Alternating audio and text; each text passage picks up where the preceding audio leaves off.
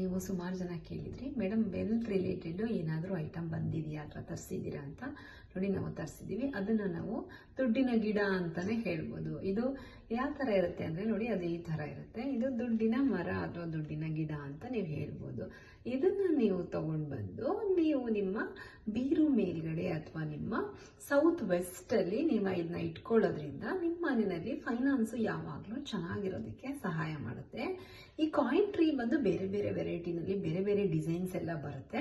ತುಂಬ ಬೇರೆ ಬೇರೆ ಸೈಜಸ್ ಕೂಡ ಇದರಲ್ಲಿ ಬರುತ್ತೆ. ನೋಡಿ, ಅದರಲ್ಲಿ ಒಂದು ವೆರೈಟಿ ಈ ಥರ ಇರುತ್ತೆ. ಅಂದರೆ ಇದು ಕಾಯಿನು ನಿಮಗೆ ಬೀಳ್ತಾ ಇರೋ ಥರ, ಅಂದರೆ ಕಾಯಿನ್ ಫಾಲಿಂಗ್ ಆಗ್ತಾ ಇರೋ ಥರ ಇರುತ್ತೆ. ಇದು ನೋಡಿ ಈ ಥರ ಎಲ್ಲ ಇರುತ್ತೆ. ಇದ್ರಲ್ಲಿ ನಿಮಗೆ ಬೇರೆ ಬೇರೆ ಶೇಪಲ್ಲಿ ಕೂಡ ಬಂದಿರುತ್ತೆ.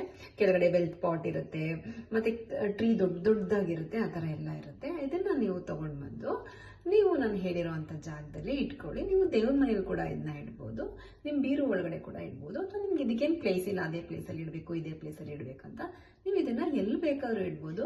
ನಿಮ್ಮ ಮನೆಯಲ್ಲೂ ಒಂದು ದುಡ್ಡಿನ ಗಿಡ ಇಟ್ಕೊಳ್ಳೋದ್ರಿಂದ ಮನೆಯಲ್ಲಿ ಯಾವಾಗಲೂ ಫೈನಾನ್ಸು ಚೆನ್ನಾಗಾಗೋದಕ್ಕೆ ಸಹಾಯ ಆಗುತ್ತೆ.